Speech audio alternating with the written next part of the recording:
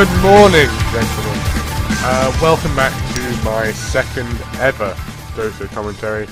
I will be uploading this very shortly after the first because I looked at the first and thought it was really shit. So hopefully I've taken the criticism I've laid down for myself and this should be a lot better.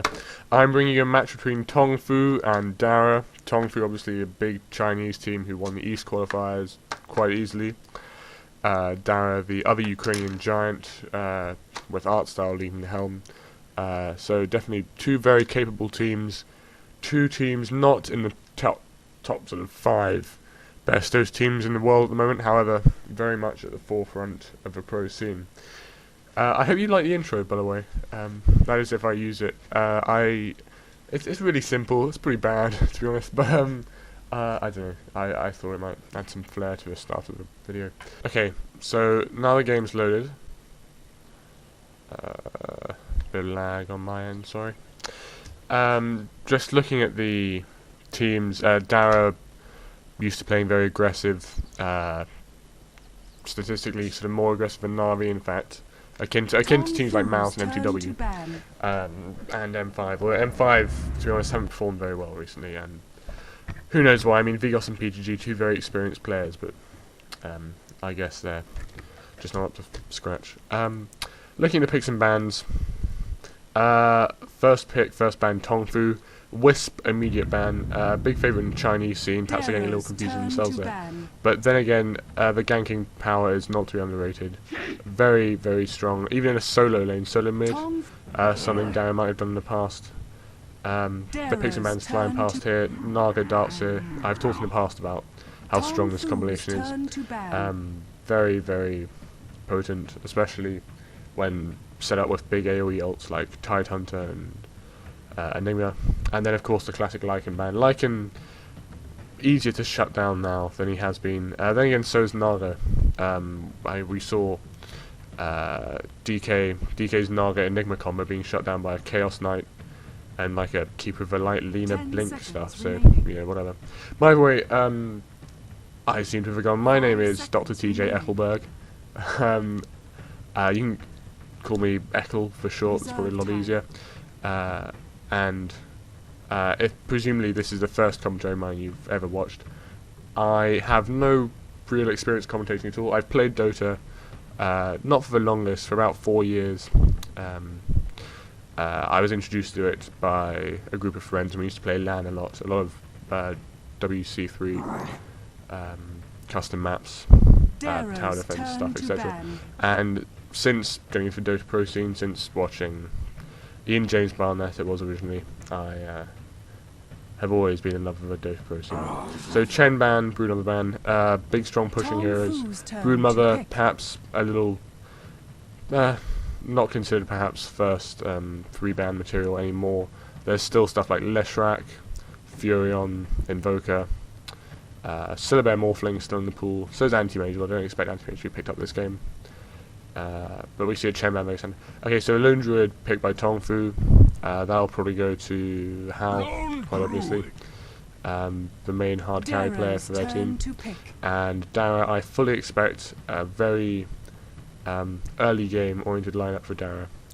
As you see, Leshrac, strong pushing, and Rubik. Yes, very good. I've already talked about Rubik, his psychological impact on the game. Tongfu now, if they choose a Tidehunter or Ancient Apparition for some reason, then Rubik, there's a big ult he can steal, and he can perhaps steal multiple ults per fight. So Tongfu have a Lone Druid. A good setup would be Venomancer or any type of Slayer. Panda might be nice here as well, or maybe even Invoker. Going Crosswex build here might be good for Lone Druid, because he needs the time to right click. And at the moment we have 2 stuns coming out from Dara already. The Leshrac stun, which is hard to hit but quite potent if chained up with things like Rubik's Telekinesis, where you can just drop them down and good teams will sort of know what's going on and be able to chain the stuns very, very easily. Looking at the teams, Tongfu I'm very familiar with, Hal the carry, Mu will probably be playing their solo mid, Awoke, famous for his ganking playstyles, Kabu and Sansheng should be on the 2 supports. Nature's Prophet, okay, that'll be a Wokes. He plays it quite, he'll hit probably quite farm orientated, I'm going to say. He might gank from time to time. I'm assuming jungle here, but I'm not a Tidehunter, could be Caboose, I guess. Maybe Sunshine, I don't know. And these are quite aggressive global, well, not global, but they're very heavy lockdown strats. Lone Druid with his ability to escape, to tank very easily. Nature's Prophet with the AoE, the worldwide TP. And Tidehunter, obviously, he has a very strong early laning presence, of course, with the Anchor Smash, etc., and the Gush for the slow, and the minus armor. But the big thing we're looking forward to is the ultimate, of course, which, when combined with a Lone Druid and perhaps a Farming Prophet, then, you know, they have all the damage they need late game at the moment.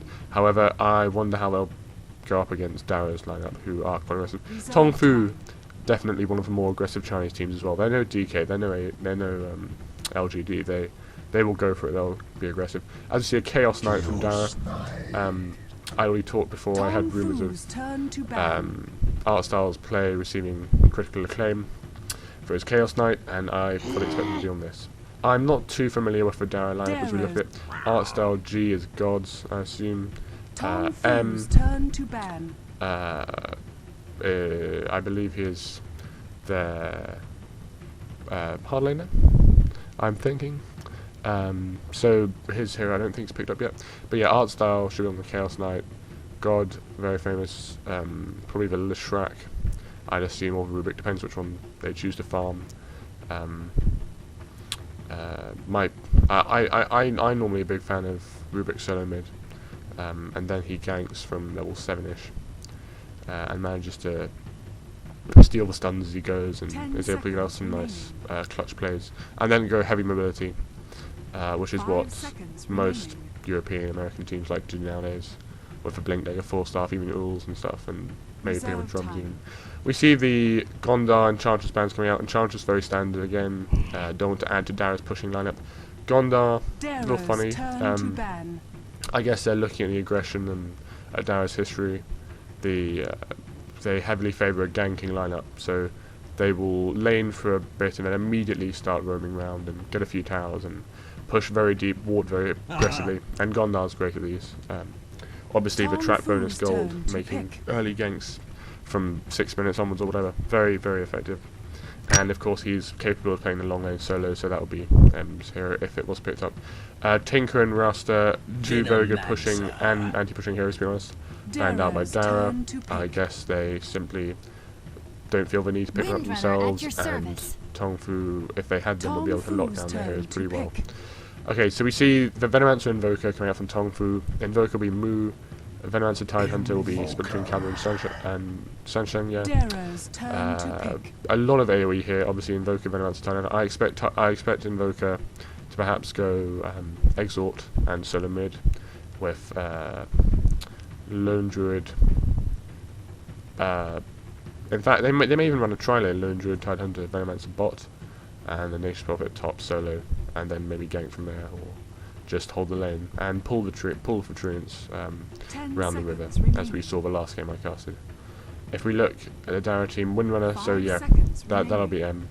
On the long lane, I presume, perhaps Rubik solo mid. Leshrac Chaos Knight is a very, very potent combo. If you land the Chaos Bolt, or even get a Reality Rift, the Leshrac stun, even level 1, is very easy to hit, and from there, you have permanent stun as everything crashes.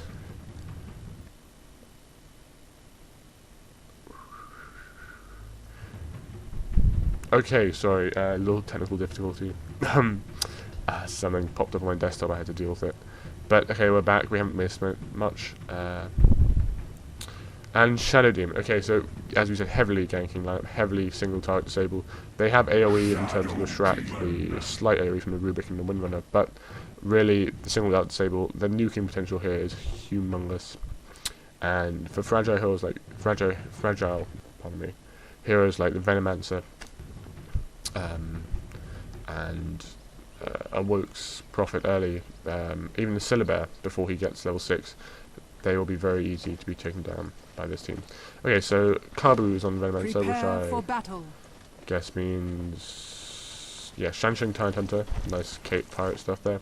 Mu Invoker, looks like he's going Cross. In fact, no, I was wrong. Cross Wax build, which means they might not be looking for the more active ganks, so they won't be challenging Darrow's aggression quite so hard.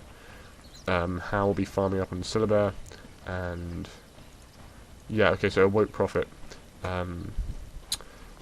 Looks like I'm not really sure. He might be going on lane solo still, but I doubt he'll be ganking that aggressively if Mu has gone Cross Wax build. Then again, Mu may have simply gone the build just to survive the ganks from Dara.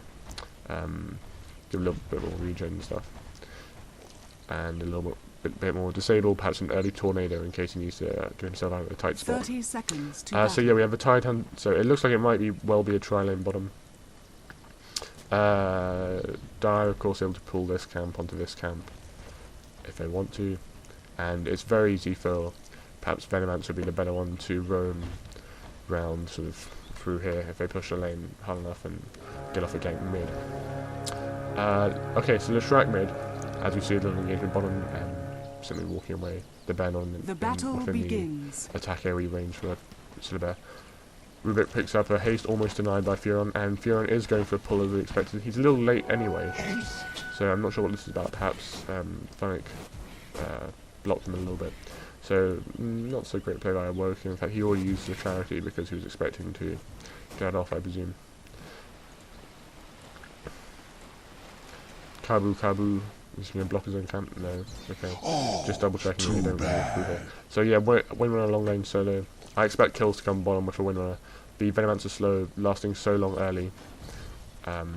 Duration 15 seconds, it will outdo the Windrunner. As you see, M already taking huge damage, down to half HP, and the poison is still working on. Has 6 tangos, which is good for him, and a healing salve. Sometimes you'll see long laners go boots and a healing salve just so they can survive early, but with Windrunner it's quite an odd build to go because you assume the Windrunner will be okay.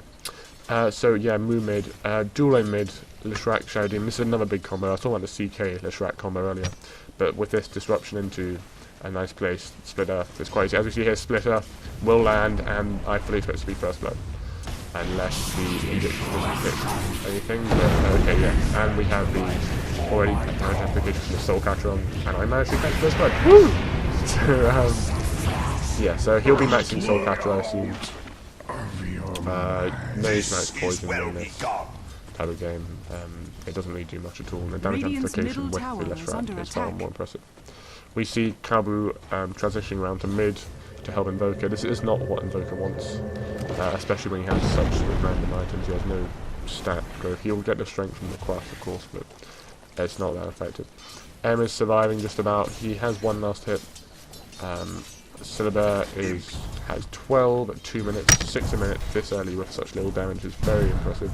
And he already has an All of Venom picked off on the bear, which will mean M's life will be incredibly hard. Although because his life will be hard, as we see another engagement mid, G landing the stun yet again, another Edict going off on Tong Fu's Invoker, and they will clear up. Probably this time missing it happening to the bottom room, which M gets. So everything is going the way of Darius now. Their aggression paying off dividends. I'm not sure what Kabu's plan is. If he picks up a courier, that's a big thing. No, never mind. His poison stain and level 2 attacks, not managing to do it there. Some pulls going off here. Does Awoke have any farm? He has 5 for 3, so you know, better than some. Art style 12 for 6, very similar to Lone Druid, I assume, but he's on 18 for 5. Okay, never mind. If we look here, Tong Fu's Lone Druid, if he gets big, he will perhaps be able to add damage to CK. But early to mid game, definitely the CK has far more damage. Those illusions, if they get crit, just absolutely crazy. As we see Venomancer going down. Venomancer killing the Leshrac. I assume quite an aggressive, perhaps attempt to ward. As you see the double wards here, both seeing what's going on.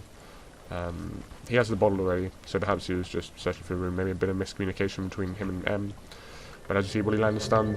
I don't think it matters because Fioren's teaming in. Dara got the cold snap up on him and he goes down. So 2 for 2. Dara, Tong Fu's going to chase further? No, okay. Awoke. No trees yet. No, what else was Sprout? Yeah, I should say. Kabu. So on top. So CK has even more free farm now.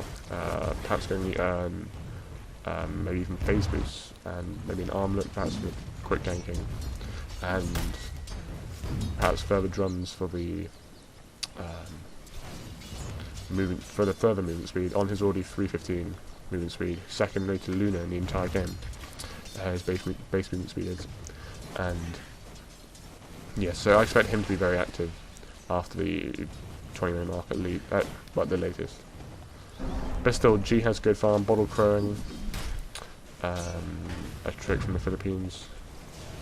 Mu has 6 of 3, so very poor farm for a solo, or at least a farm in both. The Venomancer has haste, and M will presumably go down here if the slow catches him, unless he misses it. No. Okay, well, good awareness by M. Radiant's top tower is under attack. Despite no ball Dire's bottom tower is under attack. Missing and probably going around the very traditional left. He still might die off, of course. Only level 1 win run, but I fully expect his tower to go down very, very soon. Dire's structures are fortified.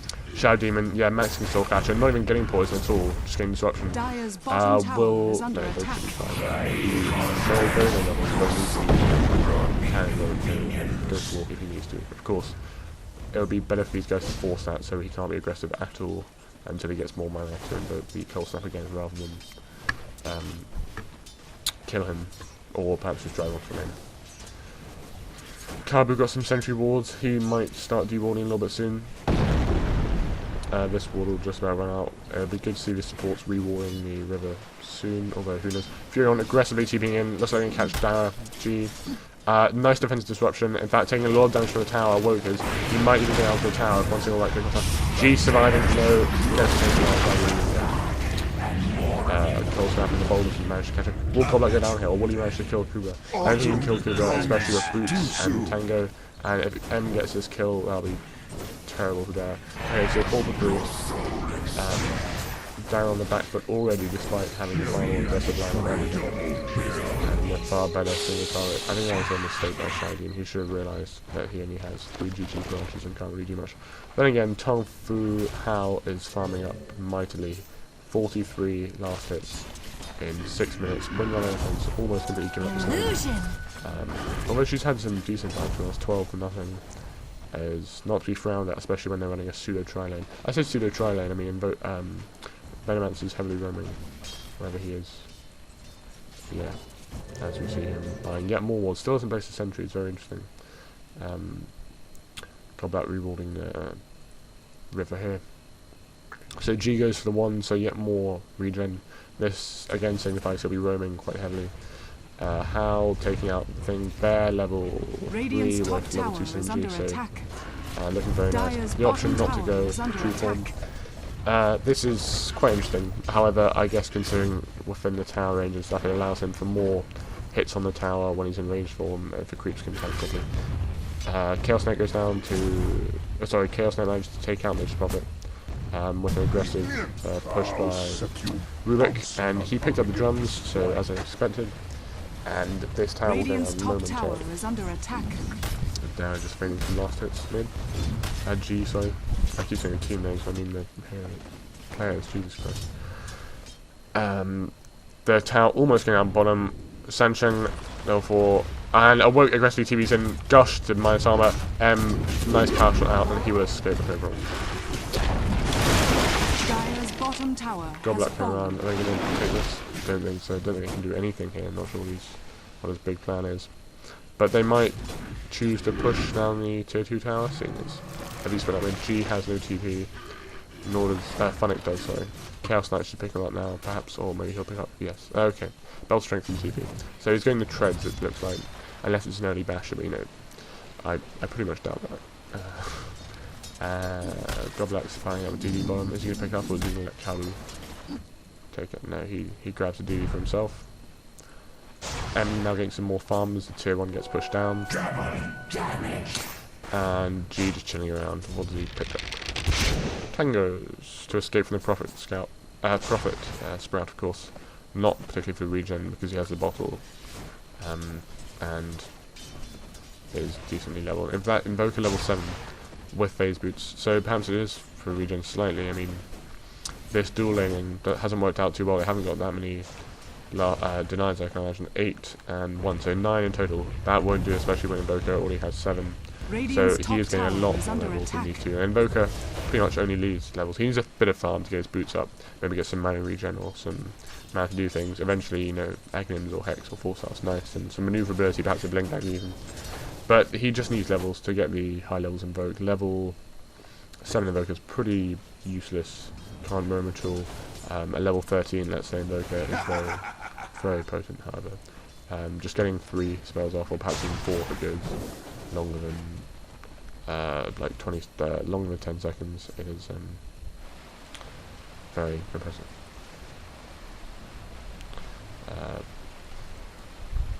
Finally getting a smoke delivered. This suggests they might turn around. Of course, we have a sentry ward here, so if they smoke up too near here, they'll get called out. However, no other wards, so the sentry ward probably de-warding this. But often when you de-ward, it's good to put another ward down, because then it's like you have true sight in a big AoE there. So very useful, especially considering, well, they have no invis heroes, but I don't know, Rubik, Steel, Ghost Walk, bit too much theory crafting. So Emma's handling bot, Tung Fu, Howl's farmer slow down slowly, 70, which is 7 a minute, which is still very, very impressive, and is exactly where he should be for a Chinese farmer. As we see Mu getting Tornado stolen by Funnick, nice job there. One for best spells stealing again. And I'm not sure what Artspell's plan is. Good on GP's in, looks like Darrow's going on the offensive. Looks like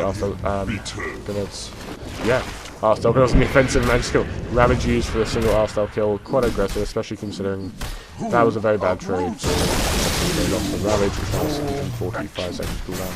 Furion, they lost to, I hope it's even Midas, because it would be a very, very late match indeed. But you never know, I mean, they're Chinese, they can probably make up the farm easily enough. But Chaos Knight goes down, but he's already on the way to, wow, Vanguard, okay, so it looks like he's going to be tanking up a lot. Letting Leshrac do a lot of the damage, who is farming 1400 gold in the bank. I guess Bloodstone, as we see, he loses some of it, picks up the energy booster. Okay, so mana boots, and then it might well, I presume, disassemble that later. The lineup Darrow going for seems to be more orientated in the chasing, back to very high movement speeds with all of them, apart from Shaggy, of course. But he has a purge, so he can slow people down to catch up with them. So I guess phase boots at a later date, but the mana boots temporarily just to split into Bloodstone later. As we see M aggressively running in, Artstyle also aggressively running in, managed to get a shackle off against the Howl, very nice.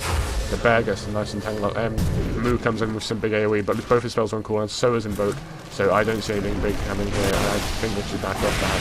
Artstyle gets a kill, the bear's on the too much Godlat, Shackle doesn't latch, but Leshrac will get the kill on Sansheng. I can see the chase so Darrow won that quite Dire's middle tower is under attack. Especially seeing how Tung Fu Cover is trying to push mid, although level 3 wards do decent damage, especially, but it helps when you focus on the tower a little more. Radiant's top tower is if he under is attack. trying to counter push it, and I think Tung Fu doing the right thing and just giving up the bottom tower, they can't deal with this aggression, this single target. Radiant's bottom Such tower strong is single under target attack. early. This early. So yeah, lots of mana boots up. Mana boots even on Radiant's Windrunner, bottom who tower is has doing the fallen. mecha, so she will need them to be able to cast the mecha charge and multiple shackles, etc. and power shots. But interesting choice for the Shadow Demon not to go, but I guess he's not getting enough farms to G, will he get a stun off? Yes he does, in fact he's going to stay and fight. Very, very aggressive. In fact, nice reality rift down from the cliff, and the Shackle also lacking very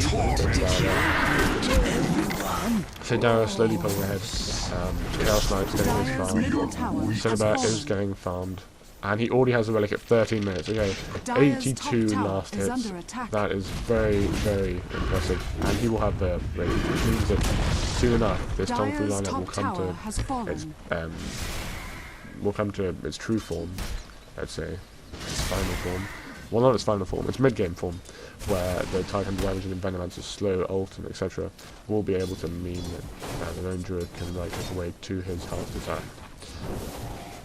M has finished the mecha though, so that will negate a lot of the poison damage and a lot of the right clicks.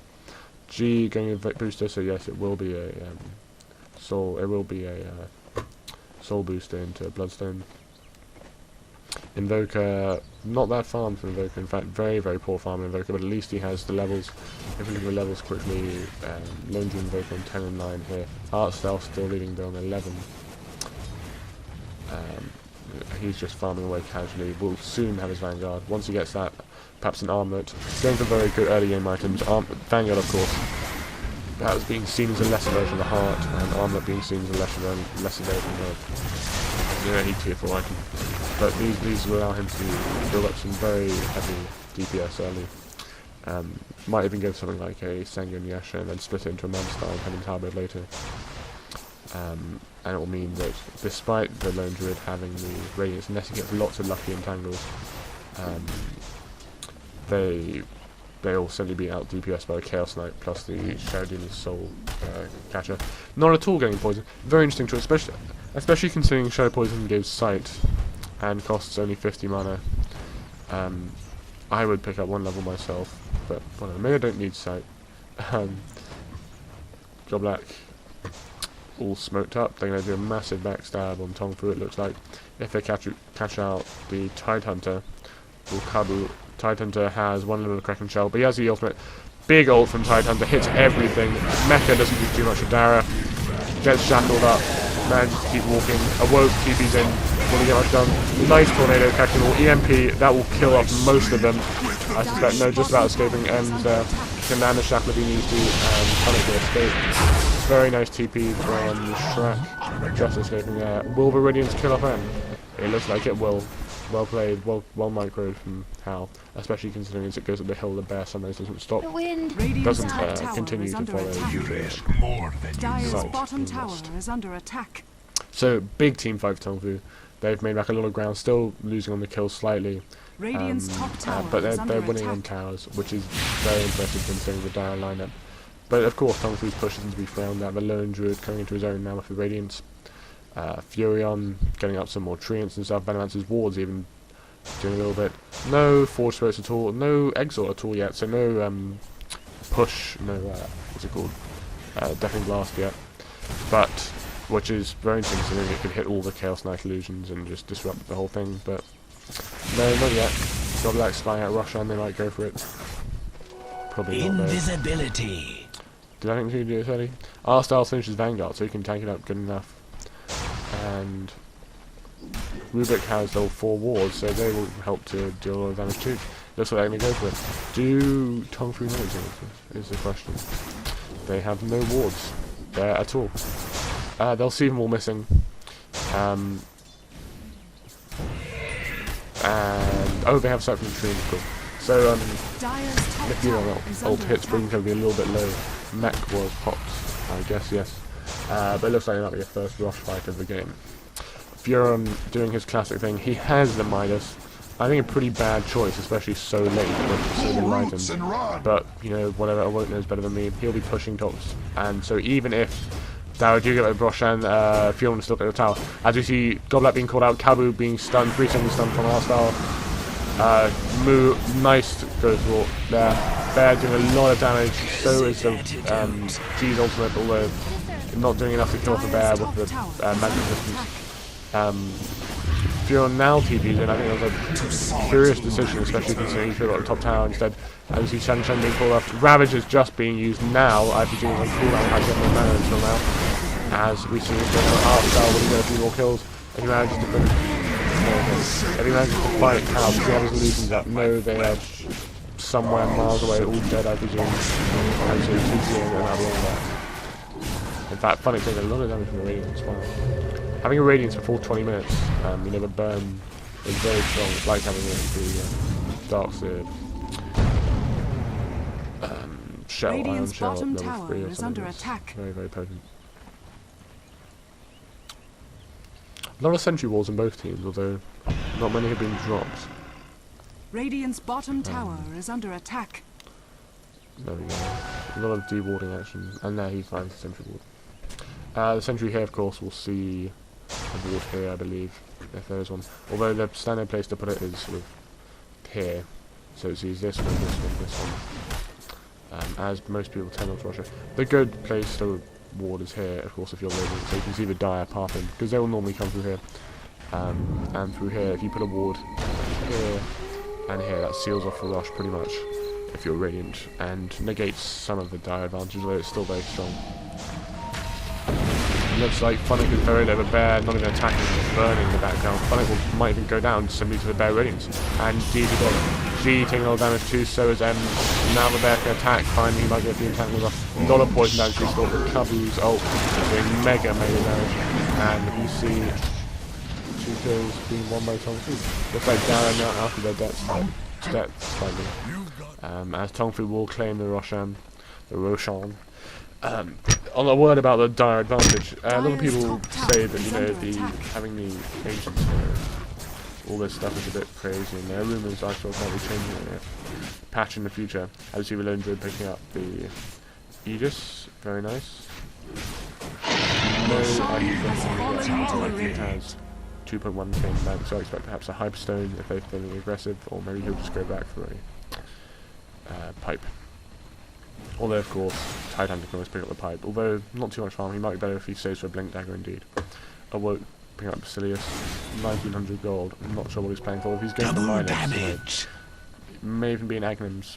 I'm going to say Rush, although he should have it by now, it's rushed. But Agnim's after minus, which it looks like it will be. Okay, so,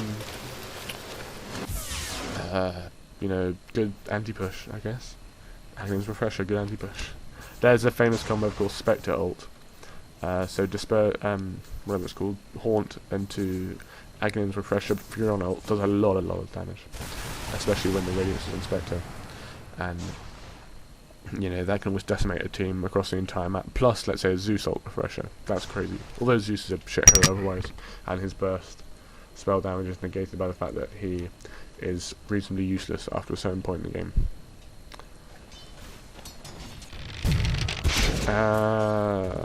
Star being thrown. Oh, sorry, Goblet being thrown up in the air. Moon picking up a Ravage. Wow, just to try to do either Tong Fu are super confident or that was a big misclick, because seriously that was disappointing. Especially considering Funnick perhaps could have stole that if he didn't use the Anchor Smash straight afterwards, which he just about did. Yeah, it's a close thing. Time to looks like giving up on his Blink aspirations and just getting the 4-star. And you see, wow, Dara very low, perhaps tanking the tower for a few more hits just to finish off. But Moo managed to pick him off. Invoker getting a kill on Rubik, unsurprising. Chaos Knight returns with a kill on Nature's Prophet, unsurprising seeing as he has so few items. Artstar being hit up by Poison, taking a lot of damage, especially on the Entangle. Furion TV backing after the buyback, so he'll have very little gold. Immediately disrupted. Will there some shackles be happening? Nice shackle. That EMP will almost kill, but just about brings off the life hit. No good monster kill, and has not even used Aegis yet. Yes, Hyperstone up in the Bear. No fake use yet, instant choice, but they will get mid tower, and Tong Fu looking very strong. 21% team, the score's been flipping around slightly.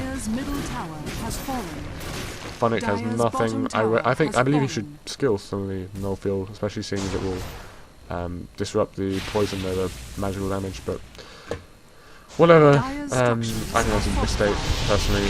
G nowhere near close to the Bloodstone at all. If he's going for an early Bloodstone, it should be got around the 26-minute minute mark, or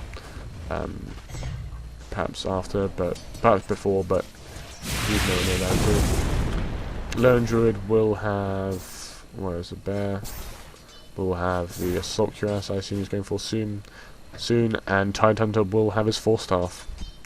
Unless, of course, he decides to just go Necrobook and buy a Blink, which is a big consideration, especially seeing as how much farm you can get now with the lanes pushed out so much. Funnick counter warding, or rather just warding, will pick up the Invis. Awoke picks up Treads, still nowhere near his Aeons. Not having as much impact as he normally does in this game. Awoke's Prophet, very famous for managing to carry the games, although he's a little sporadic in that he tends to perform well some games. If he's on if he gets a good start, he'll perform amazingly. If he gets a rusty start, he might be a bit reluctant to adjust his skill build, adjust his playstyle, so he will perhaps fall behind as he just tries to farm up to be on par with the other team's carry. In this case, though, Chaos Knight being pressured down heavily, looks like perhaps a BKB, or it might even be a Sanga.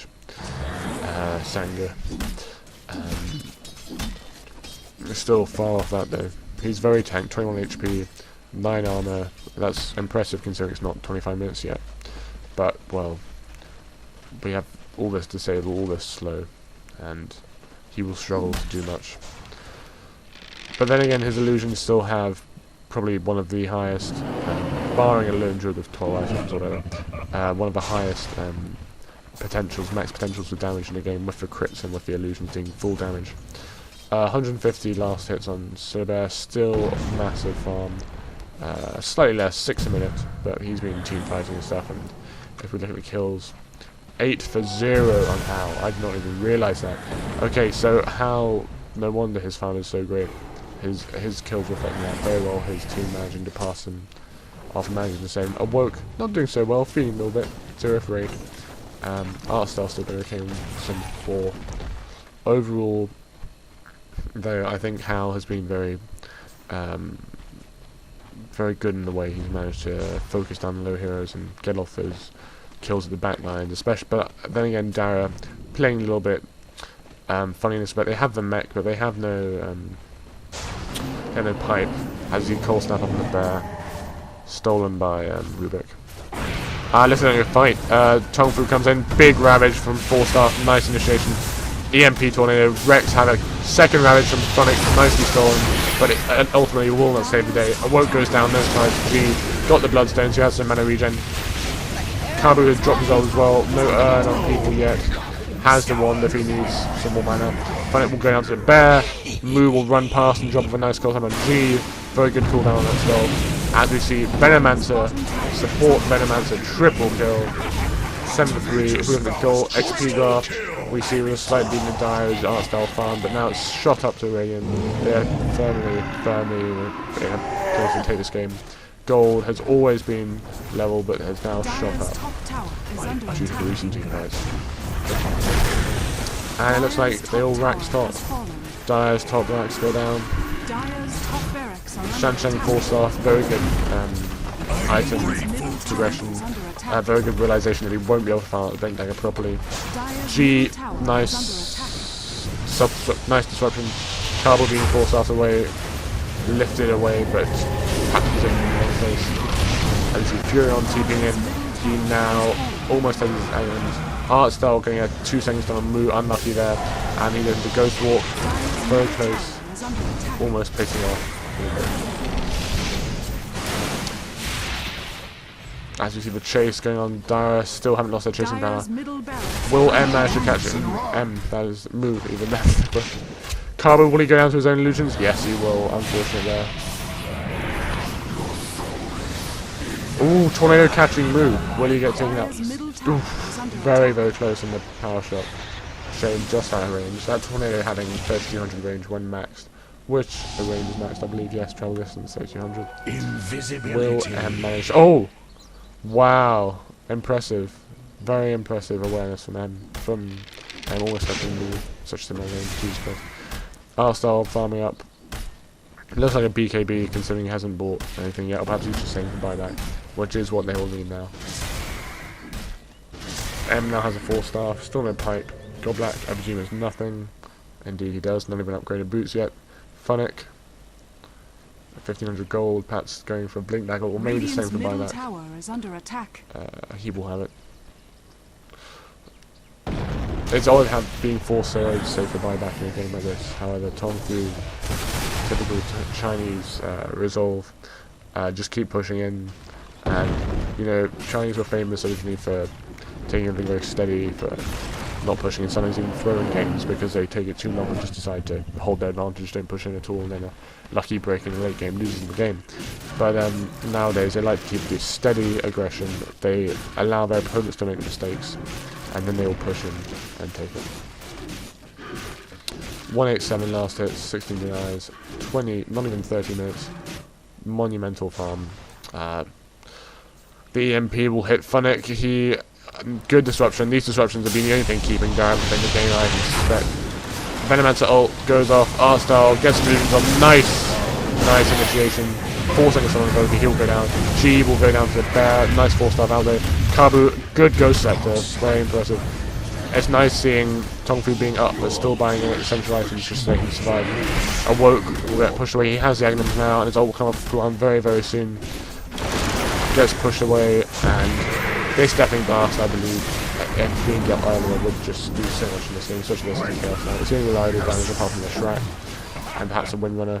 But if you just focus down on the Shrek, which only has the Blood War, he's going a bit tanky with the point booster, perhaps going Agnums as well. But I don't think I think a pipe. They'll be resummoned. And they'll push in mid. Looks like GG. Well played by both teams. Dara got a nice early advantage, however, sort of mucked up pretty badly, to be honest. Why they didn't push properly. Tabu actually came himself in for a second. Moo will get forced back. Buybacks from Venomancer. Good shackle. These shackles being spot on this game. And you see the bear doing Hal. I think the fact they left Hal to farm, that's been the story of most games versus Chinese people. The Chinese. If they let their carry farm, you know, they get out of control. This is how they love to play it. This is how they know how to play, as we see Artstyle pulling GG, we see that very often. And GG can lose. So, good game for both teams. They were relatively evenly matched until it was interesting to see how they won out the European side losing to the Chinese farmers this game due to simply letting Hal do his thing. They had a good protect strat bottom. Perhaps the 2 mid were meant to do more, but with Venomancer going between top and bottom, the laning stage was lost almost by Darren. Their ganks catching up to them a lot at some point, but I believe they thought they'd have a bigger team fight with Shrek and Rubik, etc. However, this did not prove to be when Venomancer got to level 11.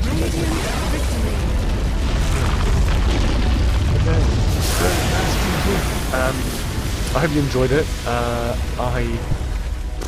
I hope I'm improving from game to game. Please, well, I won't ask you to subscribe or whatever, but you know, leave a comment telling me how I did, and perhaps you can recommend games for me to cast. That'd be nice. My next cast will probably be a pub replay.